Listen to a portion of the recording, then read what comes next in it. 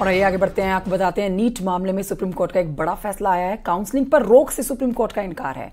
Grace अंक पाने वाले फिर देंगे परीक्षा, जिसको लेकर जानकारी दे दी गई है कि 1563 छात्रों ने जिन्होंने ग्रेस अंक पाए हैं, अब उनकी परीक्षाएं रद्द होंगी और 23 जून को 1563 छात्र दोबारा परीक्षा देंगे।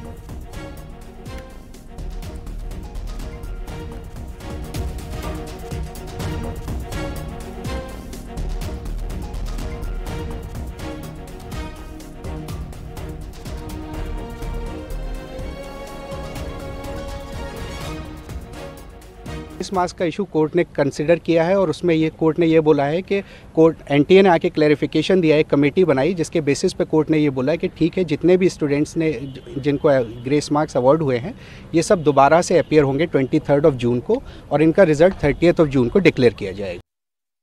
ये ने ये चीज़ पूरी तरह से एग्री की कि जो ग्रेस नंबर 1563 स्टूडेंट्स को दिए थे वो पूरी तरह से उन्होंने एग्री किया कि बच्चों के अंदर डिससेटिस्फैक्शन लेके आया और कहीं ना कहीं ये गलत था। तो काफ़ी लंबे समय से हम लोग ये लड़ाई लड़ रहे थे कि पहली बार ग्रेस नंबर क्यों ले आए, पहले क्यों नहीं आए। तो उन्होंने खुद एग्री कर लिया कि ग्रेस नंबर का कॉन्सेप्ट नहीं चलेगा।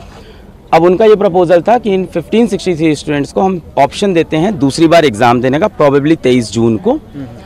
अब या तो ये री एग्ज़ाम दे ये बच्चे, या इनका चॉइस है री एग्ज़ाम ना दें और जिनके ओरिजिनल नंबर थे वो इनके रह जाएंगे, ग्रेस वाले नहीं रहेंगे।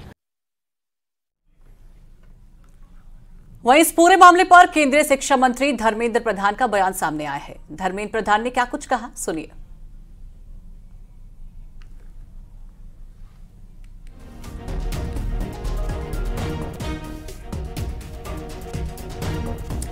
तो नीट परीक्षा से जुड़ी हुई सुप्रीम कोर्ट में आज जो सुनवाई हुई है, 3 याचिकाएं दाखिल की गई थी, उस पर देखिए फैसला आ चुका है और ये फैसला शिक्षकों के हक में आया है, माफ कीजिए छात्रों के हक में आया है। अब यहाँ पर सीधे तौर पर आप कह सकते हैं 23 जून को जो अब दोबारा से परीक्षा कराई जाने वाली है उसकी तैयारी शुरू हो चुकी है। लेकिन इस पर और जानकारी हमारे सहयोगी सुशील पांडे इस समय देने वाले हैं, दिल्ली से हमारे साथ लाइव मौजूद हैं। सीधे रुख करते हैं सुशील पांडे की तरफ। सुशील पांडे, आपके पास में एक छात्र भी खड़ा है, हम देख सकते हैं आज जंतर मंतर पर धरना भी दिया जा रहा है और लगातार पीछे कुछ दिनों से इस मामले पर जो मांग छात्र कर रहे थे, आज सुप्रीम कोर्ट से उनके हक में फैसला भी आ गया है। आप इस छात्र से बात कर सकते हैं और साथ में आज सुप्रीम कोर्ट में जो आज सुनवाई हुई है उस पर हमारे दर्शकों को बताइए क्या कुछ सुप्रीम कोर्ट में आज सुनवाई हुई है। जी देखिए, सुप्रीम कोर्ट में एनटीए ने आज पहली बार मान लिया कि वाकई कुछ गड़बड़ियां हुई हैं और इसीलिए 1563 छात्र जिनको ग्रेस मार्क मिला है वो रद्द किया जाएगा। लेकिन ये छात्र हैं जिन्होंने परीक्षा दी है और क्या दिक्कत है इन्हीं से पूछ लेते हैं। 1563 छात्रों के ग्रेस मार्क को रद्द करने के लिए एनटीए ने कह दिया।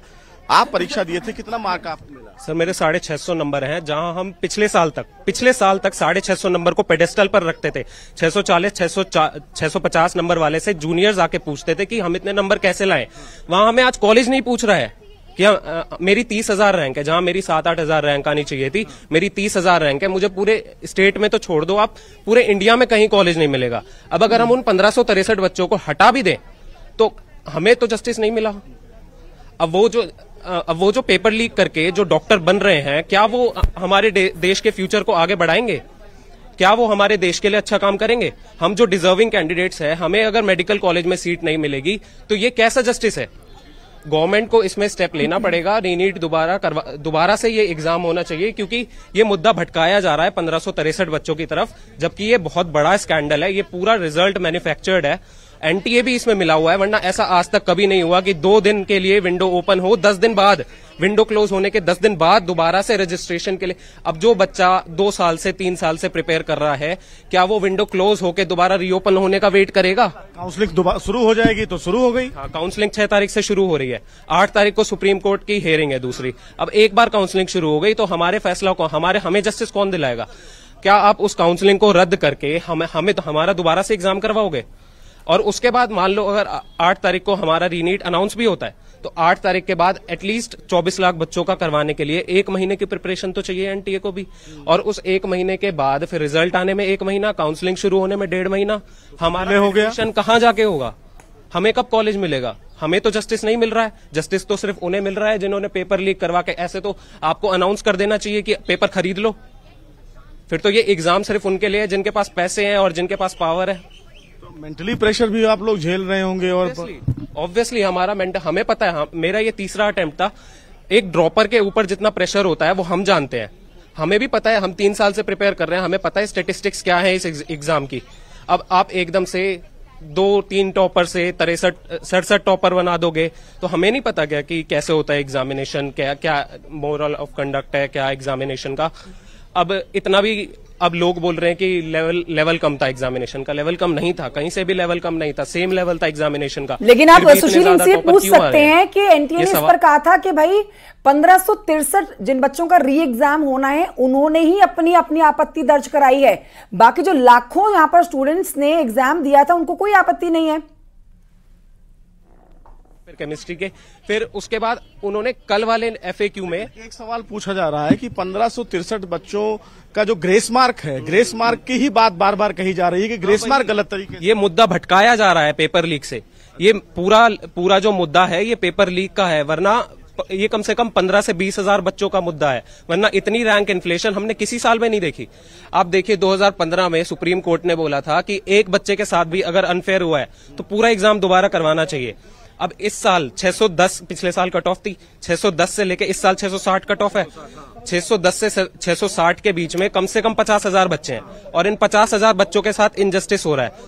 तो एनटीए को उस वाले सुप्रीम कोर्ट के फैसले को भी वो करना चाहिए था और रीनीट करवाना चाहिए था, लेकिन उन्होंने वो चुना 2018 वाला जो उनके फेवर में जा रहा था, उसको भी उन्होंने पार्शियली यूज किया। सुप्रीम कोर्ट ने बोला था कि हमको 2 दिन के लिए पूरी विंडो ओपन करनी है और 2 दिन के लिए विंडो ओपन करके हर एक कैंडिडेट से हमें पूछना है कि उनके साथ कुछ गलत हुआ है या नहीं हुआ, जिसमें कि पहले 25 बच्चों ने। ठीक है सुशील, आप इस खबर पर नजर बनाए रखिए, आगे भी आपसे अपडेट लेंगे। और इस पूरे मामले पर केंद्रीय शिक्षा मंत्री धर्मेंद्र प्रधान क्या कुछ कह रहे हैं, सुनिए। ये लगभग 1550 स्टूडेंट की है और एक ग्रेटर क्वेश्चंस कुछ उठाए गए हैं।